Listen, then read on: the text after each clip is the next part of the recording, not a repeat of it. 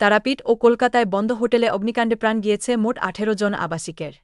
এরপরই হোটেলগুলির অগ্নি নির্বাপন ব্যবস্থা নিয়ে উঠেছে প্রশ্ন। এই পরিস্থিতিতে বৃহস্পতিবার ঝাড়গ্রাম শহরের বিভিন্ন হোটেল, রিসোর্ট ও হোমস্টেতে অগ্নি নির্বাপন ব্যবস্থা খতিয়ে দেখতে ও অভিযানে নামে ঝাড়গ্রাম জেলা পুলিশ ও দমকল বিভাগ।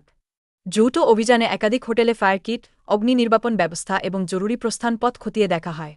ভবিষ্যতে অগ্নিকাণ্ডের মতো বিপর্যয় এড়াতেই এই উদ্যোগ বলে জানা গেছে। এখন মোটামুটি কুকের আর এইগুলো সব মিক্স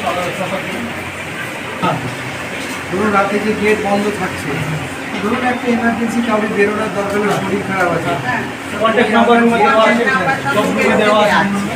আমরা গেটের সামনেও দেখুন কন্ট্যাক্ট নাম্বার ওখানে দেওয়া আছে। আমার কাছ থেকে যেমন নাম্বার তো সবাই দিয়ে থাকে, ভোরবেলা তিনটের সময় দুটোর সময়, তখন নাম্বারে আপনি ফোন করে সবাই কিন্তু পাওয়া যায় না। এমনি কেউ থাকে সিকিউরিটি গার্ড লাইক